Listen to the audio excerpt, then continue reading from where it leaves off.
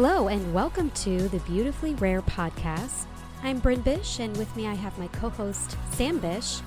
In the past 2 episodes, we have talked about Sam's background and my background. In today's episode, we are talking all about Cillian and the story of how one little warrior born with half of a heart fought and climbed his way through 4 open heart surgeries, a major cardiac arrest, severe brain injury diagnosis, all before the age of 6 months old. But before we get started, I want to go ahead and talk to you about our sponsor of today's episode, AIG Insurance. Now, guys, we have been with just about every type of insurance broker you can imagine, and nothing comes close to the quality and customer service that they have to offer with every single one of their clients. AIG understands that as busy parents with children who have medical needs, your time is precious, and that is why they are here to take the stress and confusion out of insurance. Their expert team of agents specialize in providing comprehensive coverage tailored to your family's unique needs, so you can focus on what matters most, which is above all else, your kids. Whether it's home, auto, life, or commercial insurance, they offer personalized advice to support every step of the way. Let them handle the details while you take care of your family. Email info@aigmd.com. That's info@aigmd.com to get your free quote. So, Sam, let's start on D-Day, Diagnosis Day. Yeah, the big day. The big day where all of this journey began. So I specifically remember that it was pouring down rain and like just warm enough to not really be snowing or icing or anything like that. It was just kind of like it was like a sleet. Yeah. Yeah. Yeah, it was and like a the miserable complete opposite day. side of the city too. Yeah. Yeah. When it was on that other side of the city, because it was a separate building, like a specialized clinic, right? Yeah. So yeah, exactly. It was because I had SMA, I was automatically placed in a maternal fetal medicine clinic. Yeah, because I remember that first building, it was a lot closer. Yeah. And then they told us to go, you have to go to this other building, other side of the city, specialized clinic, all this kind of stuff. So we're making this trek in the sleeted weather, in terrible. Mid-October of Cleveland. So anyway, we get there. I remember they bring us back, we're having the ultrasound done. She was specifically commenting and talking about each body part and saying like, oh, the femur, the length looks good. The head circumference, from what I can tell, looks good, doing all the measurements. And then when she came to the heart, like, I feel like you talk about it the best. So like, what was going through your head as a mom? Well, I mean, moms always have this like mom tuition a little bit. And so yeah, she gave all these like affirmations about things looking good. Kidneys are where we need them to be. And then she gets to the heart and complete silence. Yeah. For like 5 minutes. And she's on the heart. And so I remember thinking like, she's not saying the heart looks good. And so she was saying everything else looked good. That doesn't, like a little yellow flag went off. Yeah. But then the concern. The concern. But then she was like, oh, we're gonna, she's like, okay, we're all finished. And that's when she went to the gender and she was like, okay, are you guys ready to figure out what you're having? And she was super excited. And so I was like, okay, maybe I'm just making it up in my head. Right. And so we found out we were having a boy. We were like super excited. And then actually, no, I wanted a girl. You wanted a girl. I wanted a boy. Which I feel like is stereotypical. It is. Yeah. But now being a boy mom, I'm like, hands down, I would love to have all boys. They're just the best. They're just so sweet. They're just the sweetest things. So anyways, my fears were kind of, squashed a little bit because she was so bubbly and excited. And I was like, well, if it was serious enough, I feel like she would rush out of the room and get someone, right?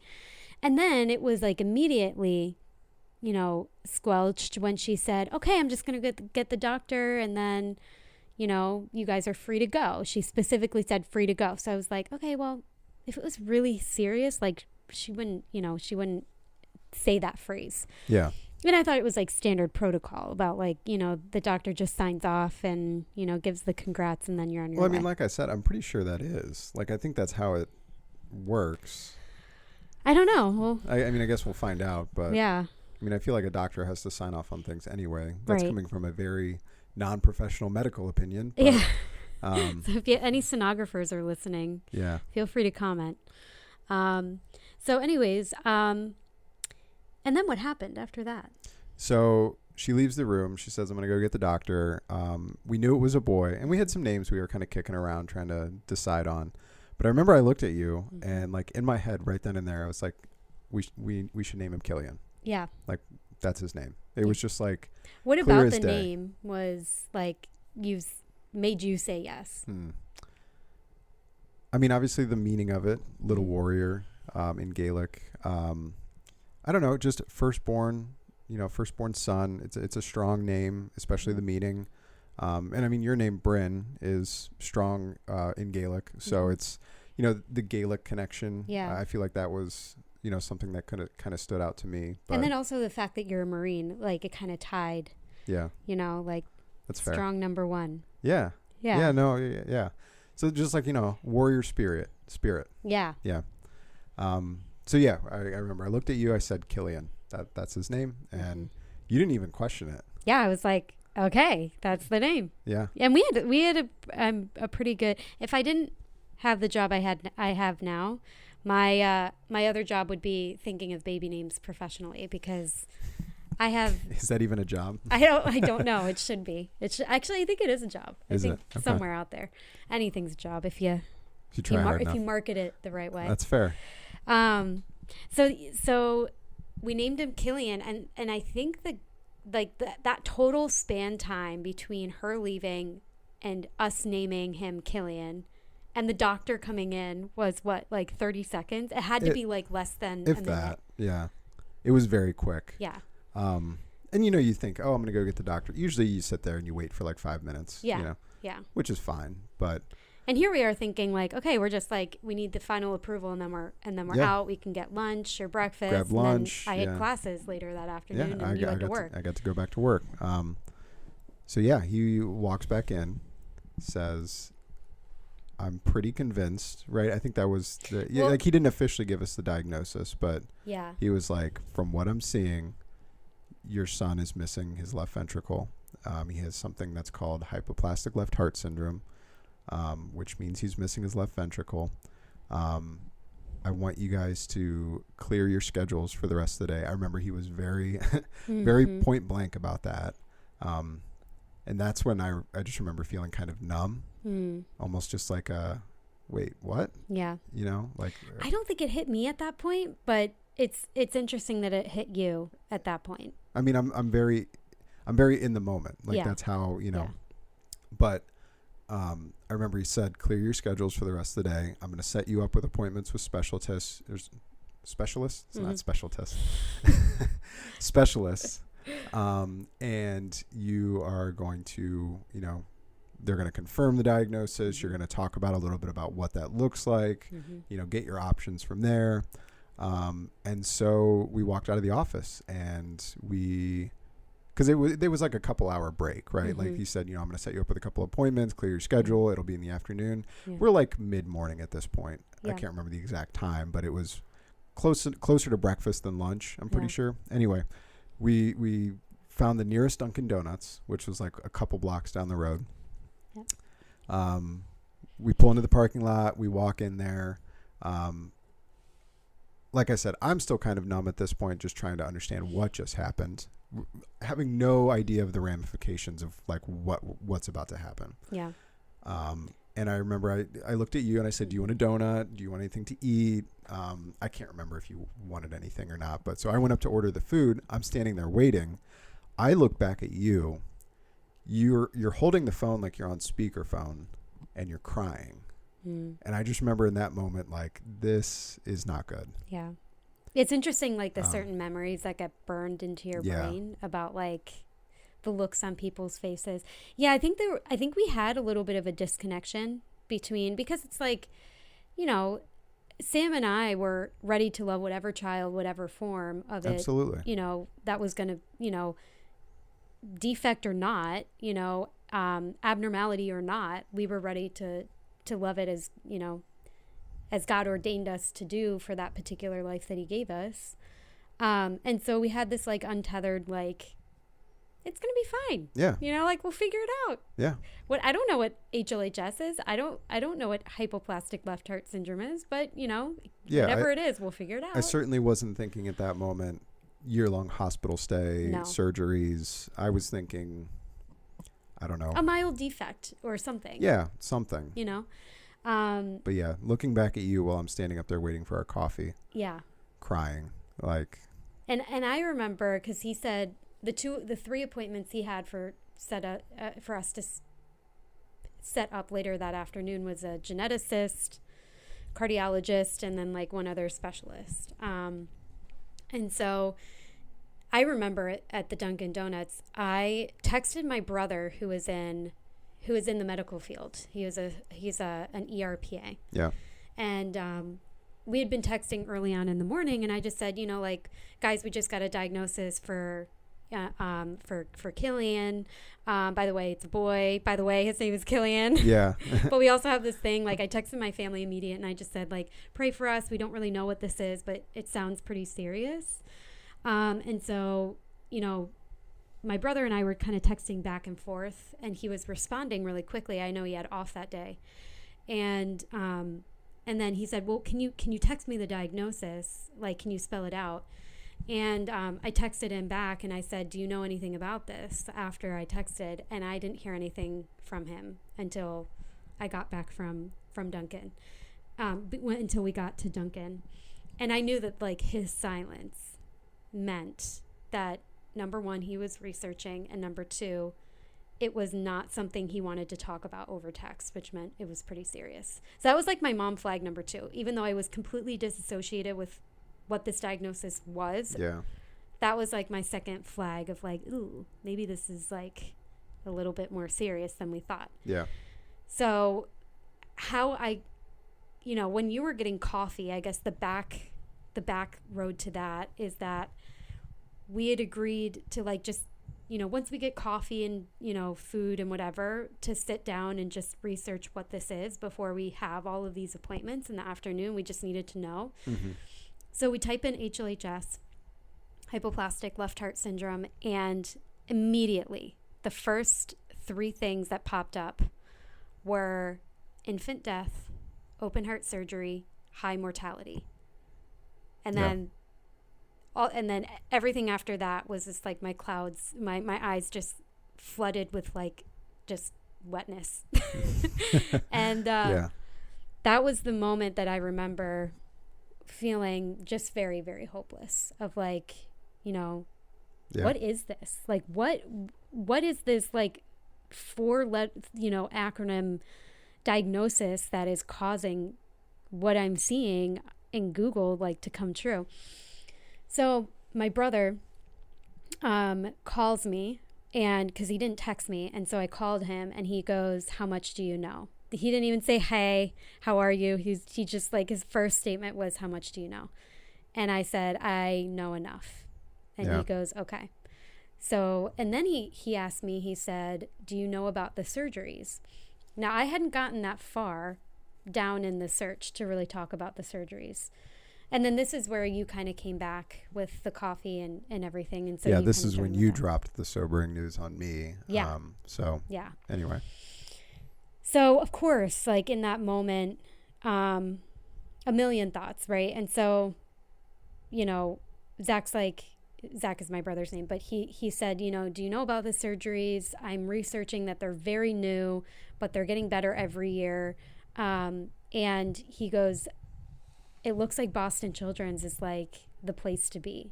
Yeah. That was the first time Boston had been mentioned. Yeah. And I talk about this in my book quite a bit about this was like, you know, this was like an hour time span and so much happened. Yeah. Like God's timing is so perfect in this way. He doesn't miss a second. He doesn't miss a minute. Everything is ordained how it's supposed to be. Yeah. And he can absolutely use the bad things of this world to display his beauty and his power. And this is just one of the situations. And if you guys are curious about how that is laid out, see my book. It kind of details all of this. But one of the things that, that I thought was so powerful is we named Cillian Little Warrior. And we knew that that was the meaning of it. And we named him that 30 seconds before we got this heavy diagnosis that we were just unpacking the severity of it. And so we're researching about these surgeries, these babies, these infants. Low mortality rate, low successful rate, low high heart transplant requirements, low ability to get a heart transplant. Like everything was terrible. But then there's at the bottom of the page, we saw an article that talked about how these little guys who make it through are called what? They're called Heart Warriors. Heart Warriors. Yeah. So I was like, okay, so we named our son Little Warrior 45 minutes before we find out that, these guys are called Heart Warriors and that there's a ray of hope and ability for these kids to actually make it through these surgeries, even though it's very, very slim and low. Yeah. So, but at diagnosis day, was also it was the day that we tried to kind of begin planting some semblance of a plan, right? It's okay, we find out that these surgeries are possible, but what we were finding was that dependent on the center you actually go to, your success rate can go from 45% up to 70%, depending on the surgeon that's there, the team that's able to provide. How frequently they perform the surgeries obviously increases the success rate. But in a way, and sorry to cut you off, but seeing the institution, Boston Children's Hospital, and specifically the city Boston, us knowing that we were already planning to move there before any of this happened, in a way felt, at least to me looking back on it, kind of comforting, reassuring, okay, God already had us kind of moving in that direction anyway. We get this diagnosis.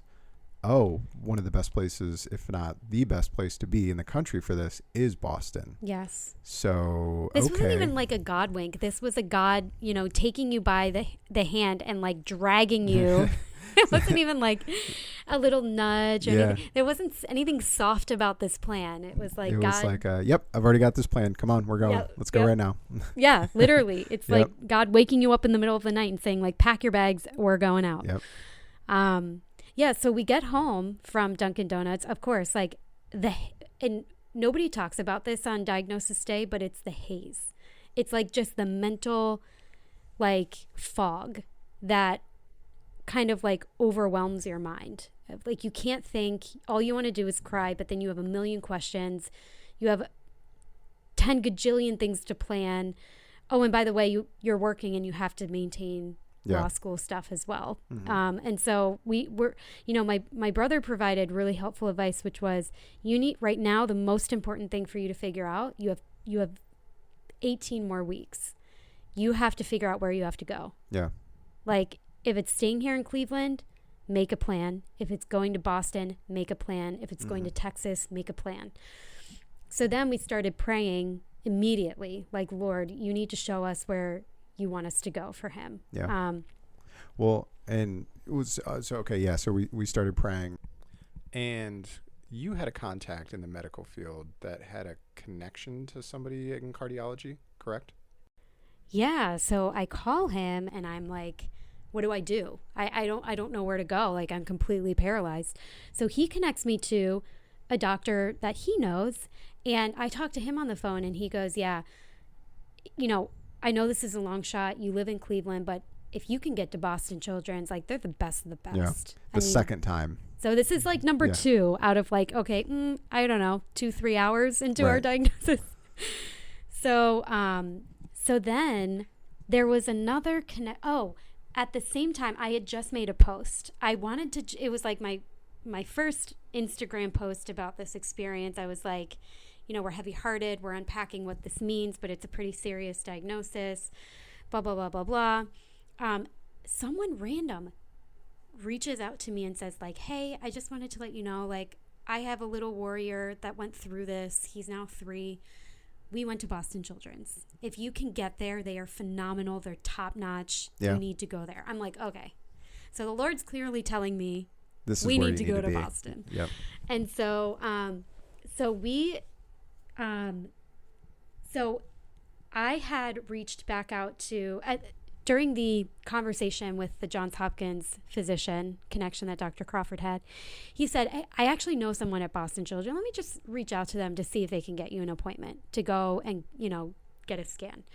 So I'm like, I can't imagine that they have any time to see us this week. I mean, like, I have 18 weeks to plan to move to Boston. Like, we need to get him scanned and figured out, like, this week. Not only that, but you know how new patient appointments go. You usually have to wait a couple months. Oh, yeah, especially for a specialist. Like, there's this no way. I was like, okay, like, make the connection, whatever. No. 4 o'clock that evening, I had called the coordinator immediately after that phone call. So 4 o'clock that evening, she emails me back and says, hey, can you come in this coming Monday? So we booked the plane ticket. We figure out where we're staying. We're staying at Brendan's place. Mm-hmm. We're waiting in the airport. We showed up, 4 or 5 a.m. We're sitting in the airport. We get on the plane. You know me, and most people that know me know I'm a very introverted person, right? So we're on this plane. You had the window seat. I was in the middle. And then we had... there was a lady sitting on the other side of me. Mm-hmm. And so being an introvert, I throw my headphones in and I just listen to podcasts, or I was probably listening to a podcast, but, I just zone out the entire trip. Mm-hmm. Well, by the time the plane's landing, I'm taking my headphones out. I'm, making sure I'm packed up.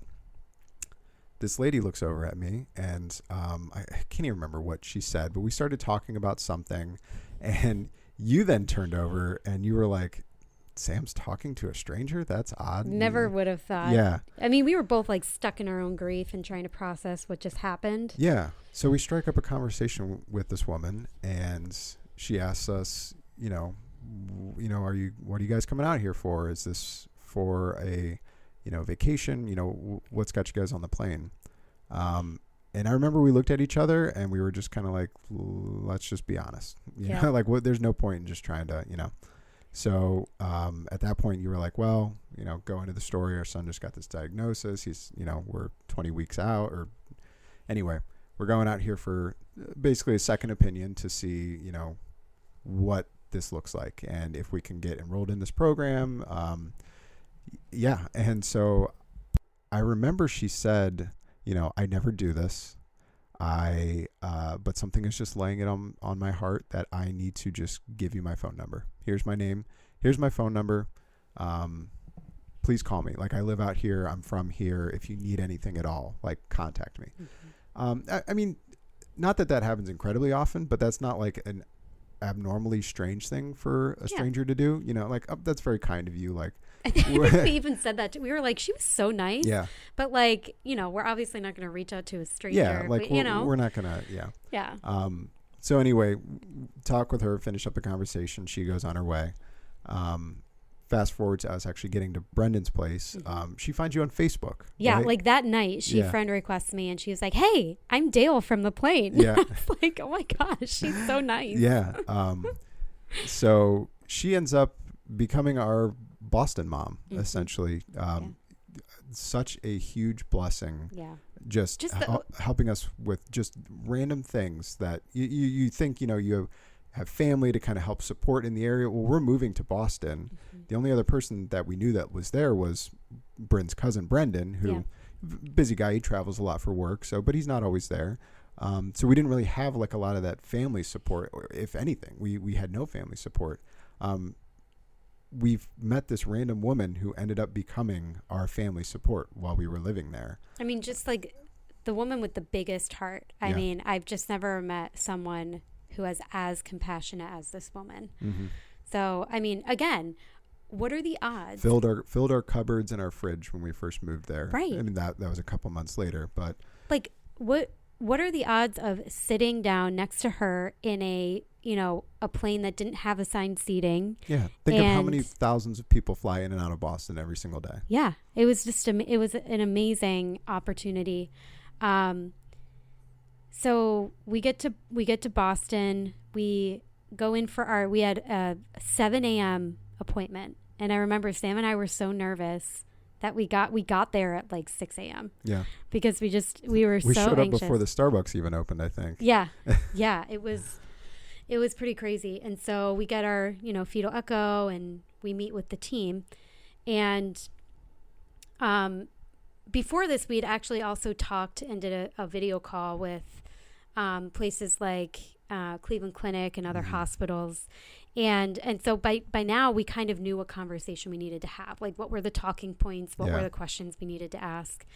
And this was, our cardiologists were like, at this point, they're like family. Yeah. But this was, from the minute I met him and her, Dr. Powell and Dr. Juro, from the minute we met them, they were just the people that we needed through this journey. He was incredibly honest.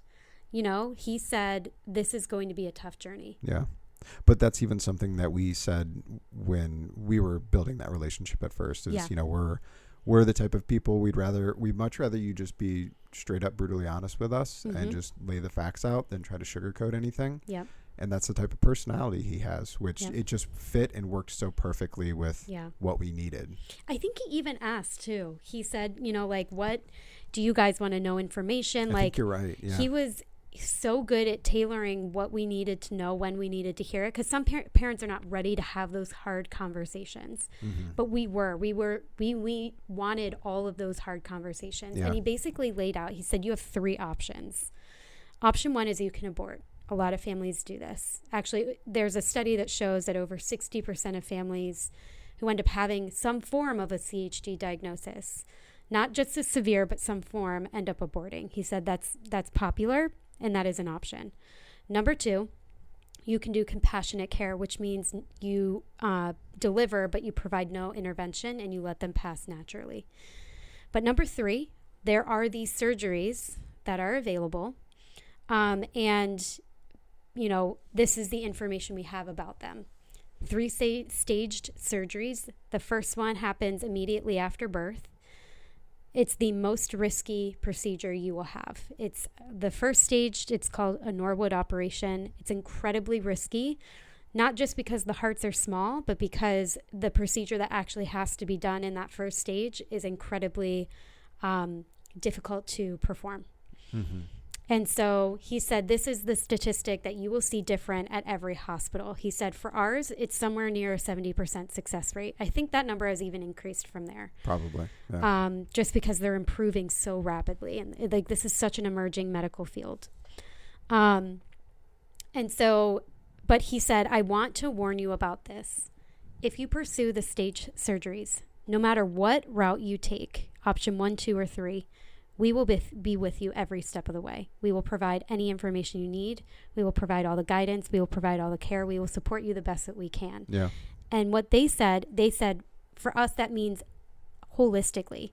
We have neurodevelopment specialists. We have, nutritionists. We have, lactation specialists. We have, every form of support that they have available for this particular disease group they have in their hospital. Yeah. And he went into detail with that. The thing that I appreciated most about him was his honesty, and it came from this form. He said, I want to warn you, Cillian's defect is incredibly severe. Right now, we are not seeing any left ventricle at all. Yeah.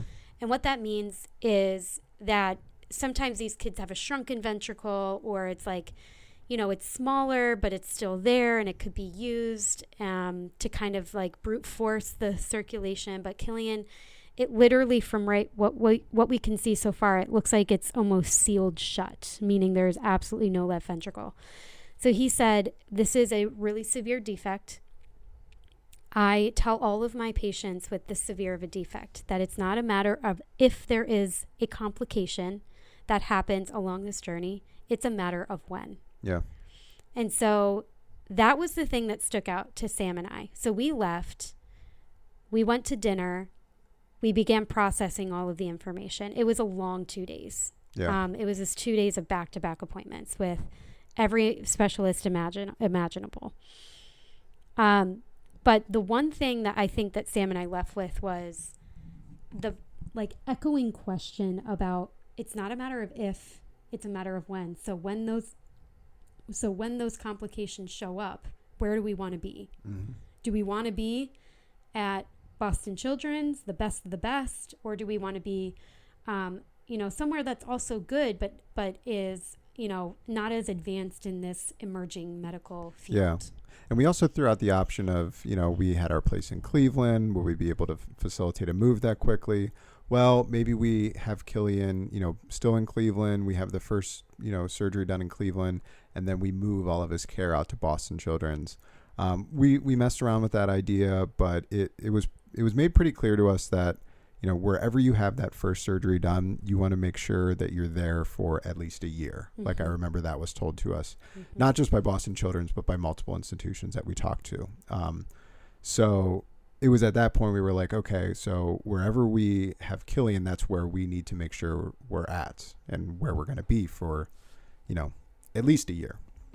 So based off of everything that we had heard from the discussions, all the research that we did at that up to that point, we pretty much settled on Boston Children's without batting an eye, if I remember correctly. I mean, I know there was some maybe conversation, but I remember it was on the plane ride back. Yes, we looked at each other and we were like, I think we both just like had that feeling of like, we knew. Yep, this is where we need to be for sure. Which meant, because at this point we're, late October, we had to facilitate a move with 2 months, two months and a week, something like that. Yep. Yeah.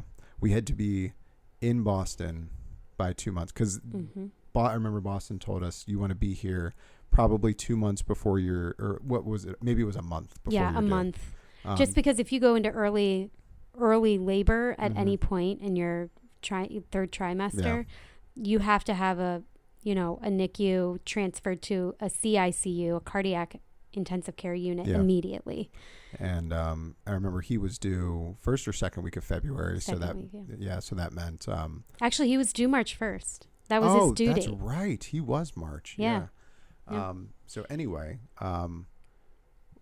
that gave us essentially January to make sure we were there, and you think October, well, we're almost at the end of October. End of October, yeah. Yeah. So we had November and December to facilitate where are we going to live?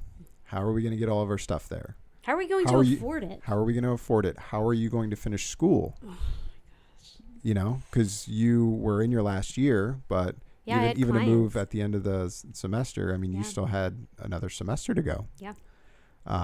There were a lot of questions, a lot of unknowns, a lot of how are we going to plan this?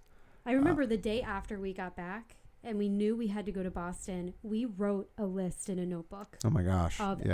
We had to check with your job, my work, where are we going to live? How are we going to afford it? How are we going to do a budget? How are we going to get our stuff there? How are we going to get our stuff there? Yeah. Just so many questions. And you remember we made that list and we just started tasking each other out with, okay, you do this, I'll do this, you do this, I'll do this. But we prayed before we did anything every day, we were just like, Lord, this looks impossible. Yeah. And we were so confused because we were like, we had this feeling that the Lord was saying, you need to go to Boston. And then now we're looking at this like impossible list. We're like, there's no way we can make this work. We're moving effectively to the most expensive city in the United States. Yeah. How are we going to afford? So we were looking at Airbnbs. We were looking at, hotel. We were looking at hospital housing, and that was even difficult. And frankly, a little pricey too, because that's not free either. We were looking at so many things. Yeah. So we have our lists. We have our, things that need to get done. Where do we even start with talking about how that all came together? I mean, do you want to talk about how housing came together first? I mean, the jobs were pretty accommodating. I remember I talked to my manager at the time that was pretty accommodating. And this is why I think it actually needs to be split up into two podcasts, because I think, again, I go into this detail in my book, but it's worth reading. Yeah. But there were every single one of these issues had God's handprint in every single one of the problems and then solutions. So I'll talk about a little bit of it, right? So like your job, it was post-COVID and everybody was going back into the office. And so that was a big lingering question in terms of IT, of like, okay, guys, we might be facing going back into the office, so just prepare. And so this was right at the news that we were going to Boston. So I was like, oh my gosh, Sam, like if they all go into the office, like that's, so there were just very odd things that were happening. Like we got this diagnosis, he talked to work, and then a week later they call him in like mid-November and they said, hey, kind of like working in your favor, but like they all decided to keep only the IT department fully remote. Yeah. So only the IT department fully remote. Yeah. Everybody else had to go back into the office. So that was like, so he's like, yeah, it's not going to be a problem. Check. Yep. Checkbox. The other thing that was a big issue was our lease. We had just signed a 12-month lease. And if we broke the contract, we would have to pay all of that month in advance, but we had to go. And so I remember both of us just like praying right before we go into the leasing office and just say like, Lord, soften their hearts, like have them understand. Yeah. So we just tell them the story, and I see the office manager just start like kind of tearing up. And so she said, let me talk to the general manager. And so she said, can you come back tomorrow? And so we go back tomorrow. She said she'll be in tomorrow. Can you come back and talk? Yeah. So we go to the general manager and we come back tomorrow. And she was tough. Like, she's a landlord of I get it. She was, one of the tougher characters. So we talk about her story, and she gets, she's like, hey, listen, I'm a grandmother of, 3 kids. I can't imagine what you're going through. And she goes, ordinarily we would have to honor the contract. However, for some odd reason, and she goes, I can't explain it. I remember this conversation. She goes, I can't explain it. But this year alone, in this particular semester, we have had a surplus of international students come to Case Western, and they all need housing in our mid-contract season. So she's like, I have 5 people who could take your contract right now, and I've never seen that happen in the 15 years I've been a landlord here. Yeah. And so it was like, what? Check. I mean, guys, the list goes on. Every single thing that we wrote down, God had his fingerprint on a designed, tailored solution for every single one. And if you want more about how all of that got laid out, check the book. Yeah. Because it goes into detail, and I know we want to move on to our next point. There's an entire chapter in the book on it, and I know you've already talked about it. I can't emphasize how amazing the book is. I mean, obviously it's a story about me, like my family and you and your perspective, but I cry every time I read through that book. So God's providence was there. Yes. 100%. Before we even show up.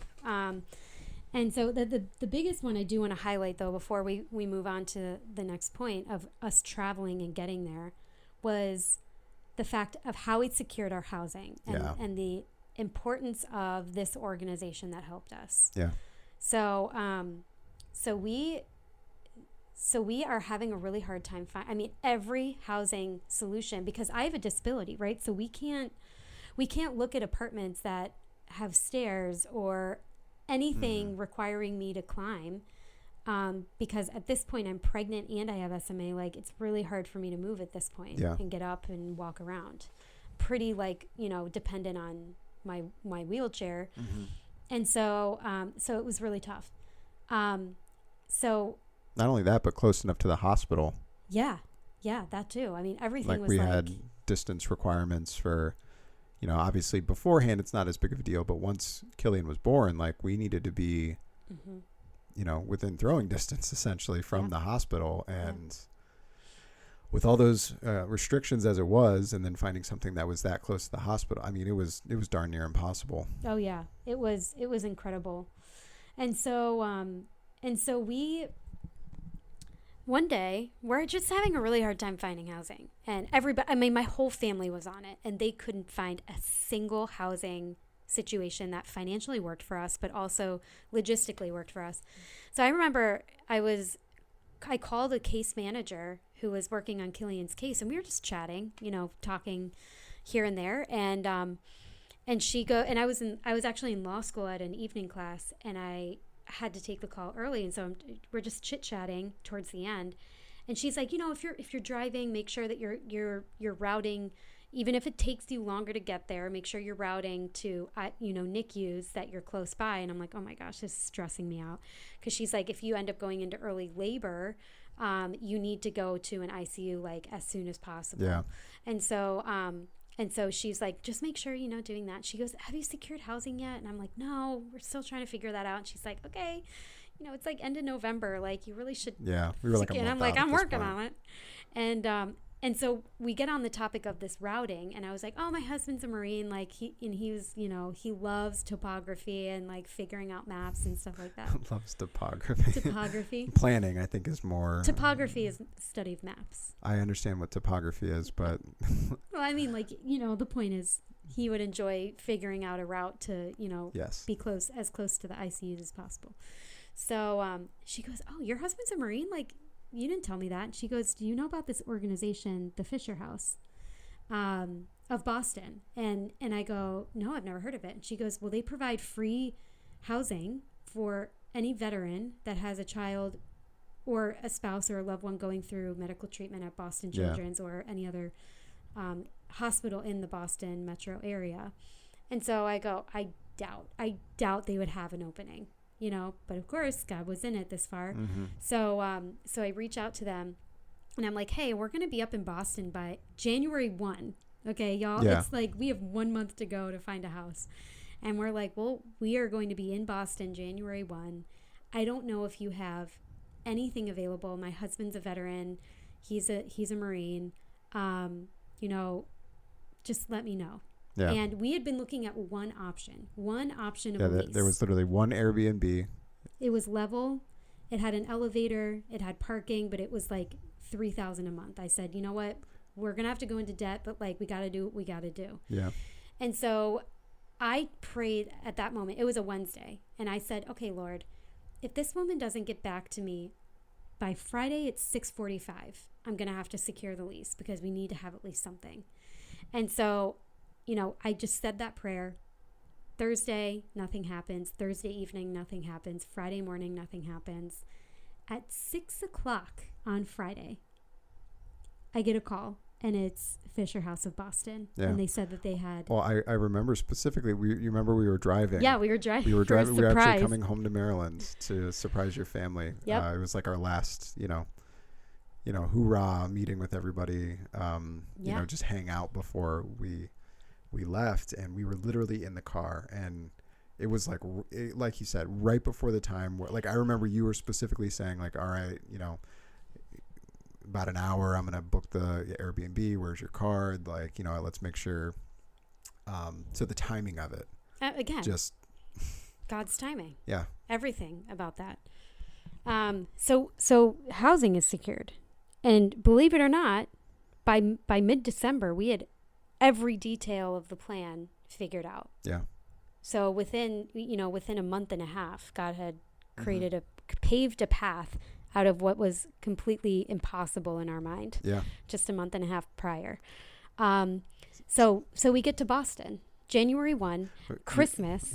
I was going to say, you're skipping over Christmas and New Year's, how we spent our first Christmas and New Year's married, sleeping on an air mattress. You're pregnant. You're third trimester pregnant, sleeping on an air mattress in an empty apartment in Cleveland, Ohio. Because at this point, everything had been packed up. We had the moving all taken care of. Movers came in, took all of our stuff. That's in long-term storage. We had an air mattress that was your cousin's that we were borrowing in an empty apartment, just sitting. We didn't buy each other any presents. We didn't have a tree. Yeah. The only thing we bought were matching PJs. Oh yeah, matching PJs. That was it. We still have to this day. Yeah. Yeah. That's right. So I remember being so depressed. So depressed. Yeah, that was a time. It's like every new year you're thinking about, oh, what exciting things are going to happen this coming new year, and like all we saw was this dread. We knew that this year was going to be darkness, sorrow. Yeah. It was like literally the calm. A lot of before unknown. the storm. Yeah. So January 1 comes, we board our flight, and we're off to Boston. We show up to Boston with nothing but $3,000 in our bank account total. $3,000 in our bank account, 2 suitcases. one baby outfit. Yeah, one baby outfit, and we each had our backpack with our laptop. Yep. So then it's kind of a waiting game. Yeah. At that point, between January 1 and, I mean, we had fetal echoes maybe every other day. And it's so funny because, like, talking to moms now, they're like, do you have your birth plan? Do you have your iPad and your books and your hair thing? And it's like our birth plan was your go bag. Yeah. Our go bag. My birth plan was. Our go bag was all of our belongings. Our belongings. That's all we had. And my birth plan was to survive. Yeah. But the process, I think it's informative to help the parents understand what to expect. Because this part was never explained to me. Of like what to expect when delivering a child with HLHS. So the point leading up to that was this, like, every other appointment checking, and what they're checking for is his growth, his weight, any additional defects that pop up, because in the third trimester things quickly escalate, and so they're just monitoring every other day. Yeah. And all Cillian, the extra genetic testing as he's getting bigger. Yeah. And so Cillian was on an intrauterine growth restriction because they thought anatomically he was measuring at less than 5 pounds, and he was in my third trimester. And so that was really stressful. Gosh, I forgot about that. Yeah. Wow. Well, fast forward, he was not 5 pounds. He was 6 pounds, 1 ounce. And so their measurements were way off. Yeah. And for a CHD kid, that is really critical. Because if they are born within that poundage, like premature, they're with a compromised heart, there's just the survival rate before they get the first surgery just plummets. Yeah. And so that was something that the team was really, really worried about. And by the way, like, as a mom, just don't be stressed because that's also bad for the baby, right? So you have like all these messages of like, oh my gosh. I do want to give a special shout out though, because obviously, we're going to all these appointments. They're setting us up, not only cardiology, but like you mentioned, the neurodevelopment. Well, they specifically connected us with a doctor by the Dr. Singer. Do you remember? Jane Singer. Yes. And I specifically want to give her a shout out because I know we've had the conversation of how important those appointments and those conversations that we had with her beforehand. But she, in a way, kind of played like the marriage counselor / prepping counselor for like kind of the road ahead. Like, she really helped us kind of. I mean, so you think we're less than a year married. Like, we were still getting to know the quirks of each other in terms of how do we live together, and how, not only that, but we have all of this other stuff we're dealing with. We just moved like several states away. All of our stuff's in storage. Like, we're about to have a child with a very severe cardiac defect. Like, but how do we maintain our relationship? How do we make sure we stay on the same page? Like, how do you deal with stressful situations? How do I deal with stressful situations? How do we come together and still work as a team through that? And she was just so instrumental in just us figuring that out, because I really feel like the groundwork that she helped us lay there really did help us through a lot of the extremely stressful situations and just also, mildly stressful situations. I mean, just the day-to-day of, I mean, I'm still like this, but I'm an introvert. I like my quiet time, my alone time. And, us having those conversations with her, and you realizing that about me, and, me realizing different things about you, just really helped us kind of make sure we were still on the same page, that like, okay, Sam, there's been a lot going on. He hasn't had the chance to just sit and just exist for like an hour in the evening. Like, okay, it's important for Sam, and I'm using that as just an example. Like, obviously, there were other things for your side of it, but like how to recognize stress in the other person. And then that's like one part of it. But then the other part of it is, what do you do about it as your person's support network, right? Yeah. Because Cillian is important, and this is a stressful journey when your child goes through CHD. But if you don't prioritize your marriage, your family will crumble. Yeah. 100%. It just will. And so, having her help us keep that as top of mind, of saying, like, you guys have each other to get, like, Cillian is fighting his own battle and you guys are supporting him. But you guys have to be there for each other. And so what does that look like? Yeah. When you guys are really stressed? And Sam and I were also very conventional in the fact that we didn't live together prior to marriage. Yeah. We dated and got married in modern day eyes pretty quickly. I mean, it was like a little over a year we met each other and then got married. It was a total of a year and a half, I would say, of meeting for the first time, dating, and then getting married. Yeah. And so it was, faster. We didn't have a long dating period. And so, we didn't have as much time to kind of explore. And so that was, but she specifically, and that's what I loved about Boston's program that really stood out to me, is that it really was a holistic care of like 100%. From prenatal all the way until you leave the hospital. Yeah. It was holistic. And that's just one example. And so she was this wonderful to work with. And so yeah,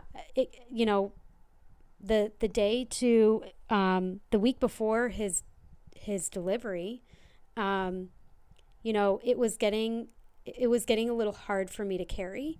And so there was that consideration. Yeah. And, Cillian had kind of crossed the threshold of like when they felt it was safe enough for him to be delivered. And so the MFM just said like, anything later, we're running into holiday weekend, we're running into like kind of things that would prevent him from getting immediate surgery. So like, I think we need to pull the trigger. And so we scheduled the induction. Now the interesting thing about the birth plan is that you labor in a separate room, and then it's really interesting because when you're like 2 pushes away, they're like, okay, you need to hold it because now we're going to have you deliver in an operating room. Yeah. And so it was very interesting because I was very close. And then they said, like, hold your 2 pushes. Now it's like any woman who has gone through labor, when you tell them when you're that close to hold, it just doesn't happen. Right. Yeah. And so, that was really, really difficult. So they're wheeling me over into this operating room, and then there's like 30 people there. They open this door. Now, we're in the room that Bryn's laboring in. I mean, how many doctors, nurses, staff? Like there was maybe like 5, 6 in the room with us at the time. Yeah. We listened to this room, and like Bryn said, bright lights. There's like 30, 35, 40 people, like a team from Boston Children's, a team from, this specialty, that specialty. And they're all just in different areas of the room, and they're just waiting.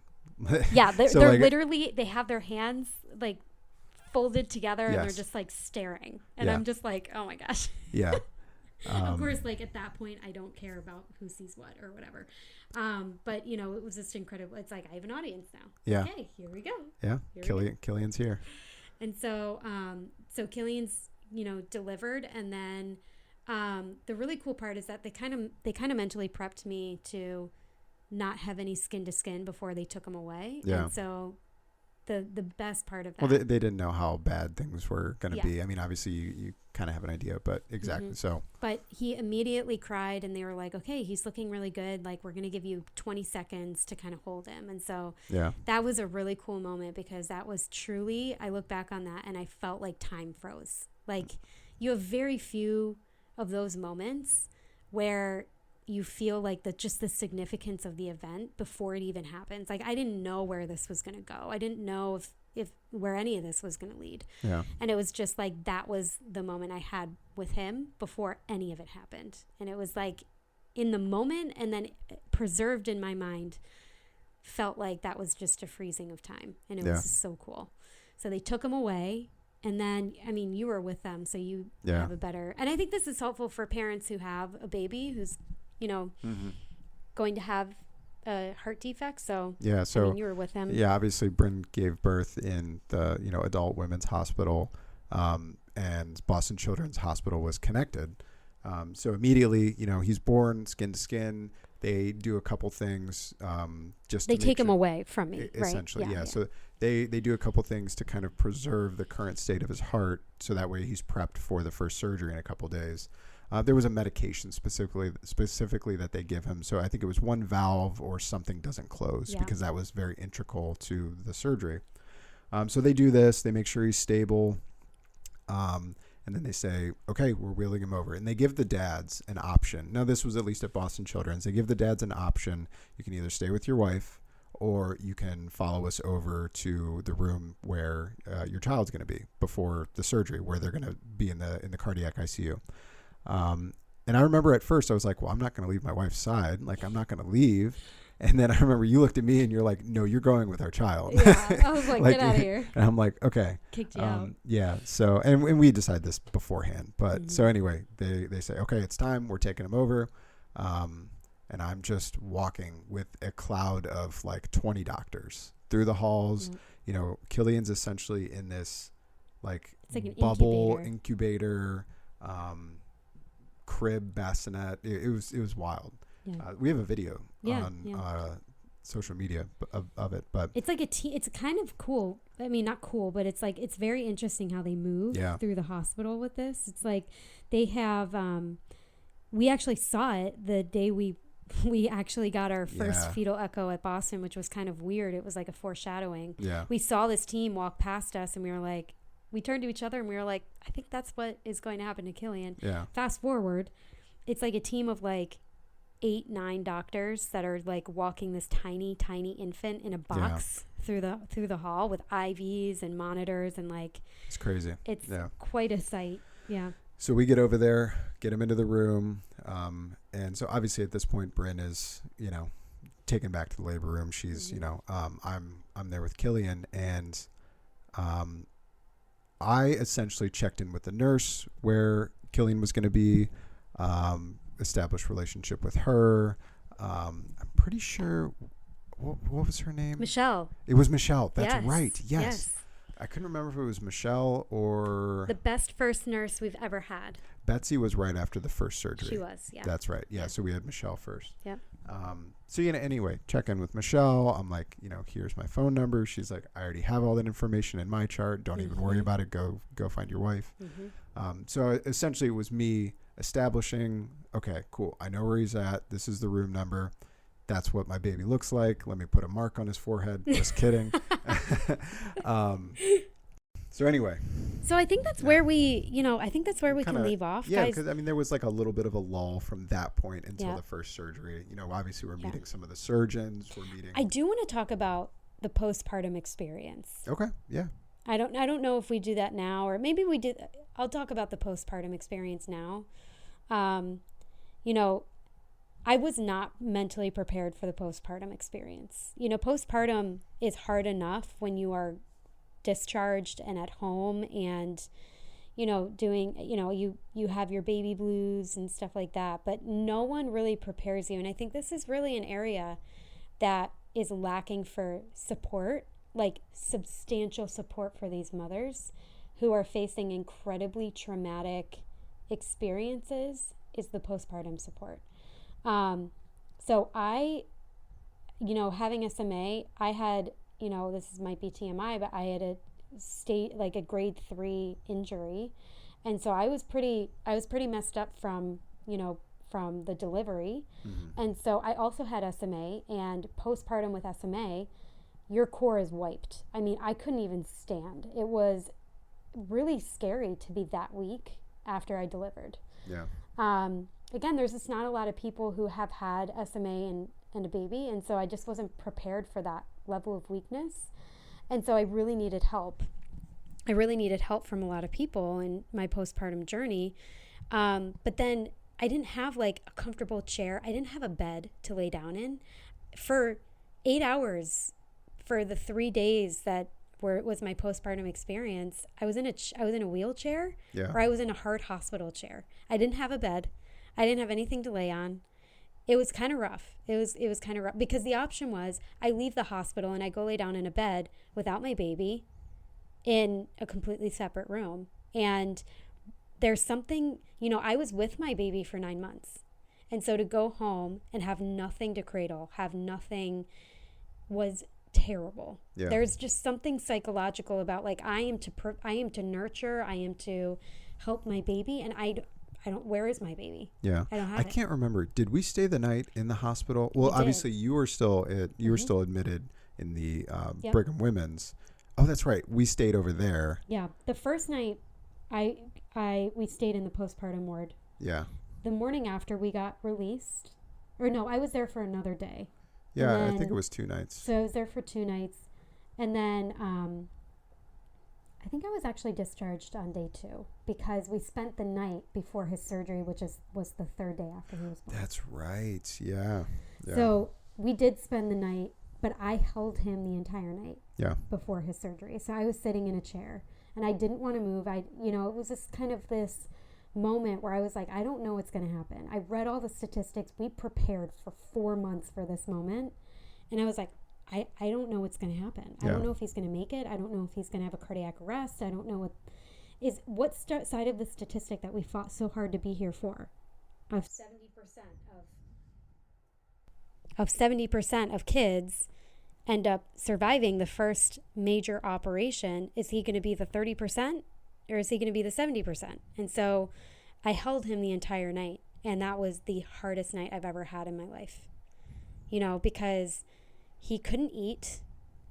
I, was trying to get breastfeeding down through a pump. He couldn't eat. He was hungry. And so all I could do was soothe him.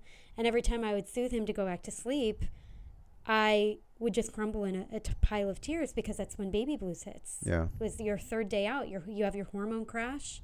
And here you have to hand your baby over to a heart surgeon, not sure if he is going to make it. Yeah. Like, this is what I talk about with the postpartum support that is really lacking for moms. And that's not a dig on anyone. I think it's just this experience hasn't risen to the level of concern for need and support that is really needed for these moms. And so that was my postpartum, was like, and we have a picture of this when Cillian went into surgery the next morning, which, we'll talk about that with our next podcast. Part of my postpartum recovery was shoving, couches together to make a bed for me to lay down while I recovered. Well, it was interesting too, because they were going to wait until the following week for his procedure. You remember, for the Norwood. Yeah. They were going to wait until it was Tuesday because that Monday was President's Day. Mm-hmm. But I remember the surgeon came and talked to us. I think it was day 1, 2. Yep. And they said, hey, I think we're going to need to kind of expedite this. We're going to do it on a Saturday. But this is the level of care that was like, this is why we went to Boston, because I remember our heart surgeon came in and he's like, I don't trust his heart. I've seen, he was doing something called over-circulating, which meant that there were parts of his heart that were too wide and he was getting too much, like his lungs were essentially being flooded with blood. And so it was becoming really, really hard for him to breathe. And so he's like, we could try to wait over the weekend, but I have seen if we've waited too long and these kids don't do well. So he's like, I'm going to pull a team together and we're going to do this thing on tomorrow. We're going to do it on Saturday. Yeah, that's right. Yeah, they give us like 24 hours. Yeah, it was not a big notice. But this is why, like, we went to Boston because exact moments like that. Exact moments like that. And Cillian's journey was not easy, as many of you know, but we'll go into how Boston Children's handled every single one of our issues exactly how it needed to be handled. Yep. So, guys, that's where we're going to leave it. Part 2, we're going to get into I know, it's such a cliffhanger. Put a pin in it. Yeah, we'll get to the rest of the nitty gritty stuff. The story is just as amazing as that first half. So definitely, if you enjoyed this first half, make sure to subscribe, make sure that you keep this on the top of your feed. You get alerted so that way the next time the next episode drops, Thank you for joining, and stay tuned for part 2 of Cillian's story, where we will go through all of the surgeries, all of the drama of an extended year-long ICU stay. We will see you then.